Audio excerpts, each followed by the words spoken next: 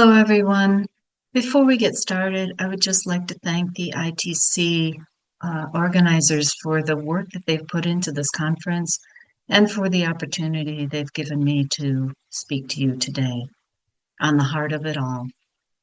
The delightfulness of any spiritual text is that it is timeless. It is written in such a way to allow the student to approach it at any stage in their life and receive from it what they need. The voice of the silence is no different. The student may study the text as a young person and understand it in a particular way, and years later approach it again and perceive it differently. Texts which hold eternal truths or teachings can be studied at various levels, depending on the student. At the same time, no depth of understanding is better than the other. The innocence and freshness of a child remind elders how to see things anew, while elders share their wisdom needed for the stability of the child's well-being. We cannot qualify one better than the other. Each play a vital role. The mind, the slayer of the real, compares and contrasts things in life. In turn, we struggle believing one choice is better than another. However, in reality, there is no better choice or way. Forces are at play, karma provides us circumstances, and we must act. And there has to be freedom in the whole process. As Madame Blavatsky writes, quote, "The seeds of wisdom cannot grow in airless space. To live and re-experience, the mind needs breadth and depth. Such a mind cannot be confined by the limitations imposed on it based on the wants and desires of the manifested world. If the mind is confined, the soul cannot sing.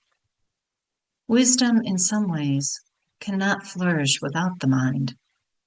There comes a time when, and if, the student is ready, the faculty of buddhi, the deeper intelligence or perception, ever so slowly becomes the force in one's decision-making. In reality, when choices are made from this faculty, there is a knowing of which the lower mind, which helps with facts, figures, and gets us from point A to point B, plays no part. The faculty of buddhi leads us to right choice, the ability to choose from a place of wisdom and compassion. It is not about what is best for oneself, but what is best for the whole. In the voice of the silence, we are told that the path is one, but twofold, leading to either bliss immediate or bliss deferred. Both are of merit. The choice is ours. We are instructed to search for the paths. This is something we must do on our own. But before we even begin to start our journey, we must be of clean heart. Pride or selfishness of any kind must be rooted out. We must discern the real from the false, the eternal from the transitory, separating head learning from soul wisdom.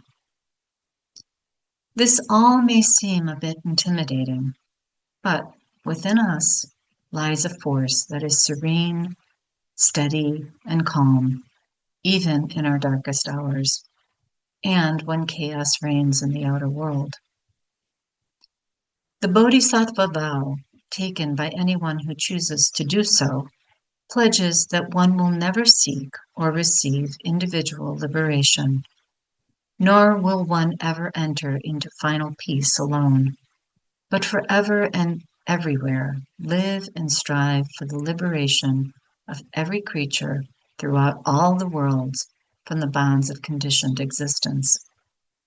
Those who take this kind of pledge seriously vow to live their lives in a state of continual compassion for all beings. This path is known as the secret path or the path of the heart. There is another path for individual liberation, known as Prakti Moksha. This path pertains to a code of moral and ethical conduct that is contained in the Panchashila, or 5 precepts, which are to abstain from killing, theft, sexual misconduct, falsehood, and intoxication. This is known as the open path, and one, for many, may seem a more accessible path in daily life. Encouragement, however, is given to us by Madame Blavatsky when she says that if the doctrine of the heart, the secret path, is too, quote, high-winged for thee, unquote, remain content with the I doctrine, the open path. For, quote, if the secret path is unattainable this day, it is within thy reach tomorrow. Nothing is for naught. We need not despair. There is no competition to win, no race to be run. Nature in its wisdom gives us what we need at the time that we need it. My own belief is that we will all eventually come to the Bodhisattva path because it is the compassion, it is the path of compassion, and it is the law of laws.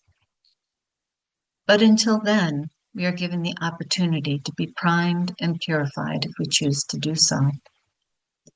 Madame Blavatsky's writings provide pearls of wisdom that can lead us to a state of consciousness that goes beyond the personal makeup of our own conditioning.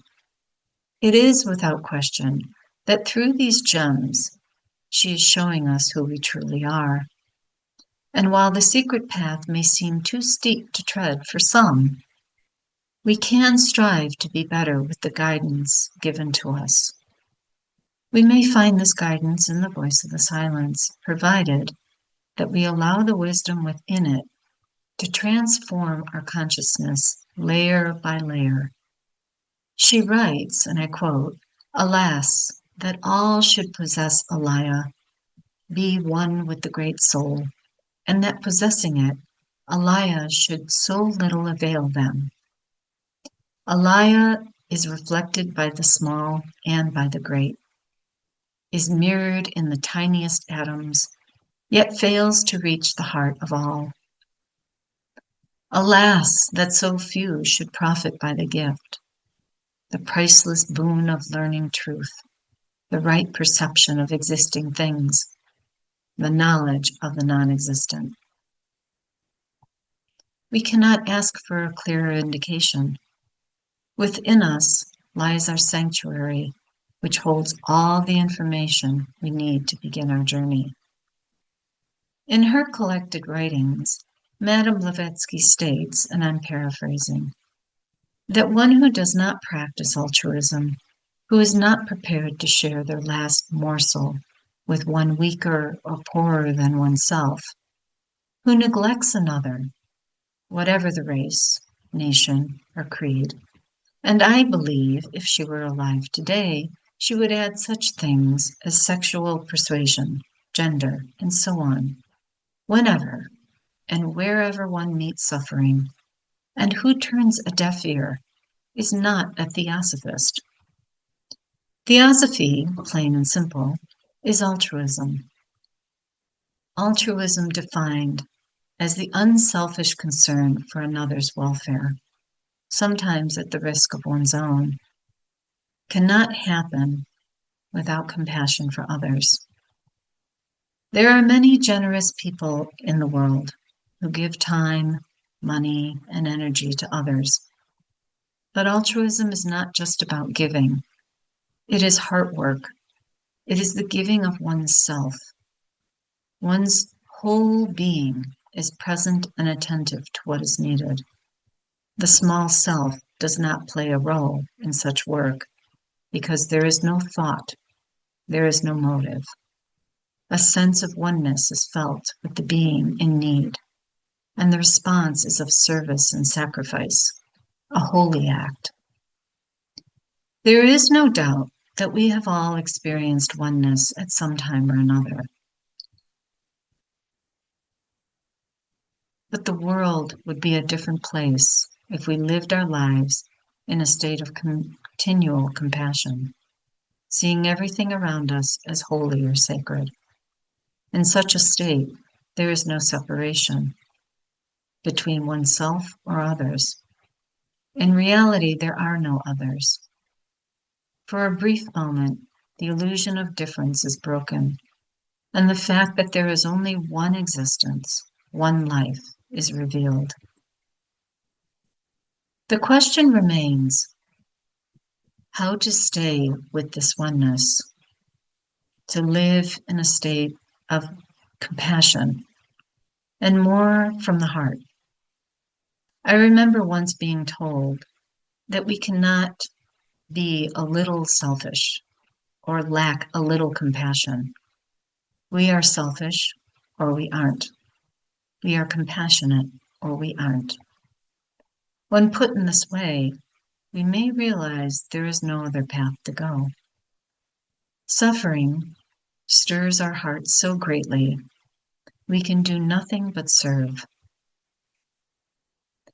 Perhaps we can start not by asking the question, who am I?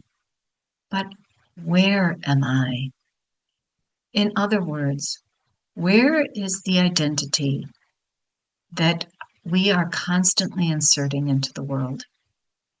Where is the being that feels proud when successful, irritated when things don't go its way, and joyful when things do? What is that which we tie ourselves to, and yet which separates us from our true self? Perhaps if we ask this question regularly, or these questions regularly, the veils that we hide under will eventually fall, revealing our true being. There is a very sweet parable about a fisherman who, while meditating in his boat on a placid lake, suddenly feels the bumping of another boat against his own. His eyes are closed. He thinks to himself, why is this person bumping my boat? His boat again is bumped. He thinks, what is wrong with this person? Can't they see I am meditating? His boat is bumped yet again. Annoyed, he opens his eyes and is ready to shout at someone, but no one is there.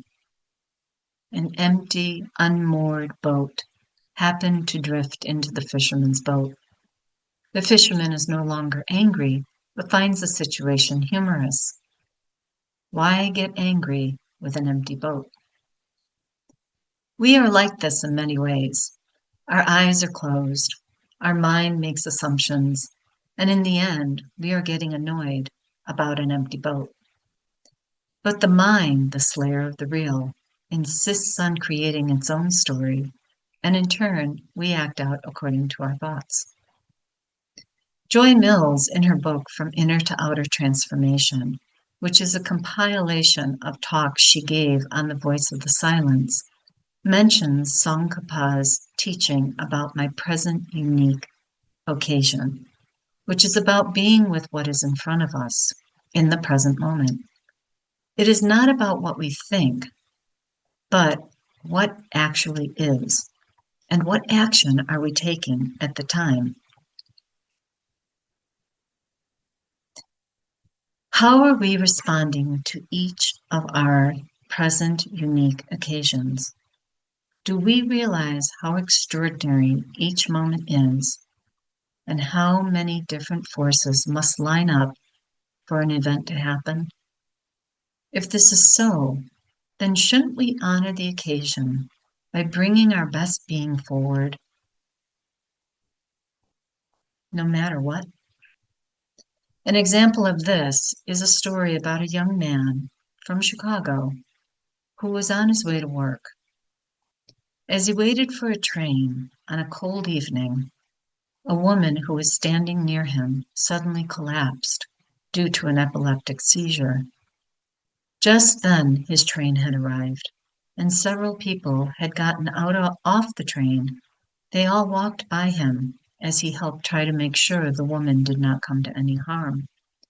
He took off his coat and put it under the woman's head and tried to block her body from the rushing crowd. When the seizure subsided, the man offered to take the woman to the hospital, but she didn't want to go. While she slowly got her bearings, she asked the young man and thanked him for his kindness and asked him if he was a doctor. He laughed and replied, "No, I have an aunt with epilepsy. I've had a lot of practice." A present, unique occasion. We often do not know why we are in the circumstances we are, but nature does not waste time or energy. We are told, quote, "Take then as much as merit hath in store for thee. O thou of patient heart, be of good cheer, and rest content with fate. Such is thy karma, the destiny of those who, in their pain and sorrow, are born along with thee." Taking a deep look at our unquote, taking a deep look of our individual lives, we are bound to recognize our own present unique occasion. Despite the difficulties that we may face or the hardships we may go through, the karmic events in our lives are there to teach us patience and compassion. Situations we encounter are opportunities to bring our own life skills forward to help another. As a therapist, I am a witness to the process of trauma that many people go through. Initially, in the midst of anguish and sorrow, clients will ask the question, "Why did this happen to me?" Once they have processed through the various feelings and their resilience is a little stronger, I suggest to them the possibility that we are put in circumstances, sometimes tragic ones, because at some point in our lives, we will come across another who will need someone who understands what they are going through and to listen to them. And my client will be that someone. And while I believe this to be true, I have noticed that when a client's own tragedy is reframed as an opportunity to help others, it softens the wound. In Joy Mill's book, she also discusses the essential practice of being a virtuous or benevolent friend, what is called a Kalyana Mitra. Being such a friend is a key concept in Tibetan Buddhism and refers to someone who mentors, teaches, or guides one on a spiritual journey. Such an essential role fosters deep connection when done without attachment, and in turn helps with the enlightenment of all creatures through the act of goodness. HPB states, and I quote, "If sun thou canst not be, then be the humble planet. Aye, if thou art debarred from flaming like the noonday sun upon the snow-capped mount of purity eternal, then choose a humbler course." Unquote. We are advised to help in some way, taking whatever role, whatever work we can provide to help another, and quote, "point out the way, however dimly and lost among the host, as does the evening star to those who tread their path in darkness." Unquote. This is what a benevolent friend provides to another. There is always someone we can provide comfort to, something we can do, and some light that we can give to another. Coming back to the no thing, of our ego, the nothingness of our ego, it may be helpful to consider a practice that is systematic. Granted, eventually, when we take a practice seriously, one change can lead to another, slowly transforming our whole being. It is consistent practice, without expectation of achieving anything, that purifies our heart and lifts the stagnant dust that creates rigidity in the mind. The mystic, in the words of the mystic, Meister Eckhart, as long as I am this or that, or I have this or that, I am not all things, and I have not all things. Become pure, till you neither have this or that. Then you are omnipresent, and being neither this nor that are all things. Unquote. In other words, can we allow ourselves to just be without trying to become something? In reality, we are already that which we are trying to become. Is it possible to just be present with that understanding? For many of us, our senses tend to be in charge. We react according to what our senses tell us and are often influenced by what we feel at the time. When the world was a quieter place, this was a great capability to have. Today, everything we come into contact with is to arouse the senses through immediacy, loud sounds, bright lights, and an overall aggressive scheme to lock in a person's attention. And sadly, this has done nothing but overwork and wear out the senses of many, leading to a feeling of exhaustion and apathy. One way to bring a calmness into our lives is through periods of silence and concentration. Silence has become something foreign to modern civilization. Some people find silence deafening and unsettling. They've become used to the sounds of traffic, construction, emergency vehicles passing, phones beeping and ringing. Spending a few moments in silence allows our emotional and mental body to settle. At first, it may seem uncomfortable.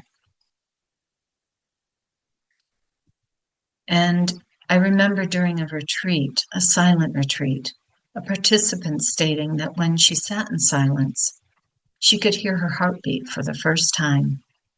It moved her to tears when she realized how her heart went on beating without her paying any attention to it, and how much she took it for granted. Practicing intervals of silence throughout the day helps to slow down one's thinking and breathing, especially if our lives are busy. One of the keys to silence is to allow it. We need to turn off the cell phone, the TV, the computer, or find a quiet space without distractions.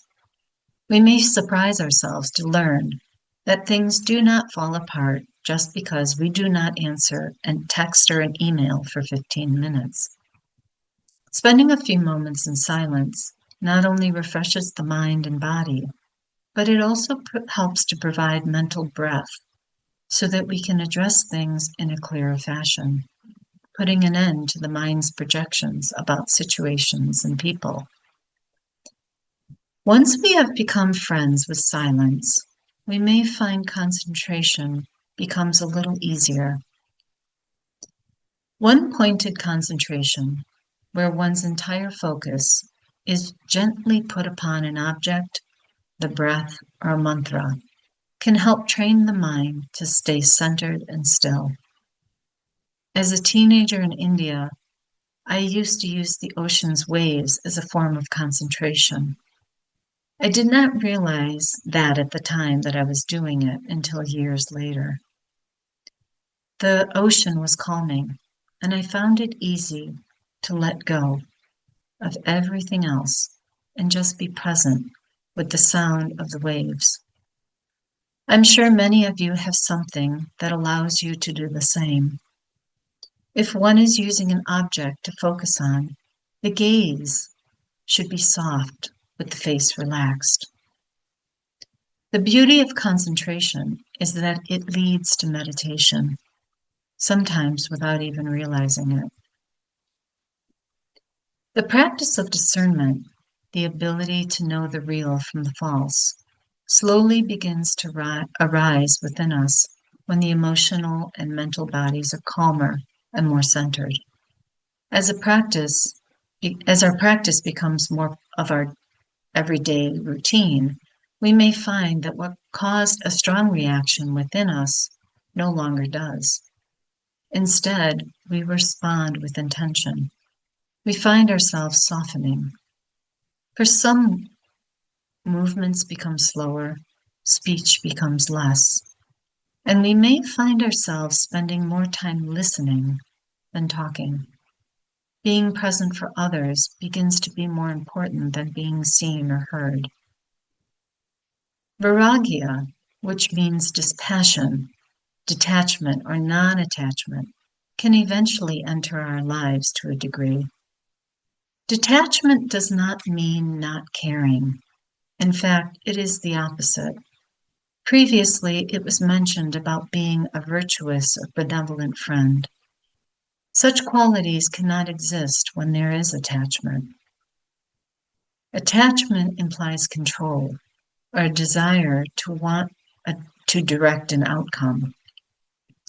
HPB says the pepper plant will not give birth to a rose. Each plant has its own path to follow, and humans are no different. We must allow every being to live the life it is meant to live, and we can guide and help others along, but we cannot force them without bringing upon ourselves karmic consequences. Dispassion or detachment is a practice of letting go.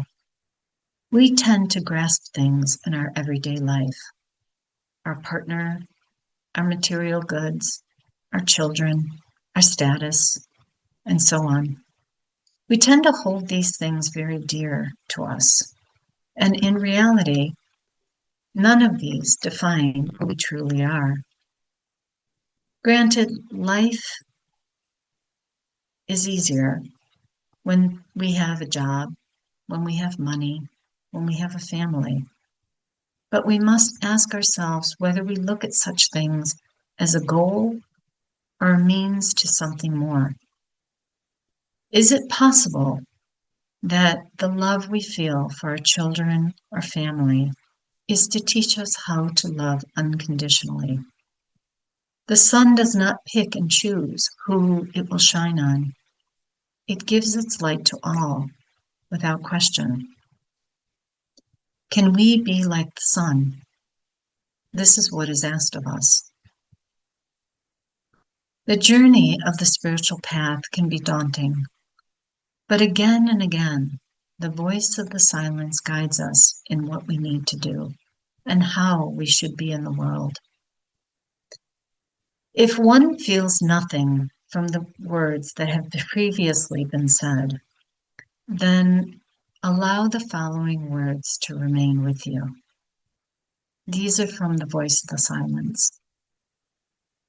Be humble if thou wouldest to attain wisdom. Be humbler still when wisdom thou hast mastered. Be like the ocean, which receives all streams and rivers. The ocean's mighty calm remains unmoved. It feels them not. Restrain by thy divine, thy lower self. Restrain by the eternal, the divine. I, great is he who is the slayer of desire.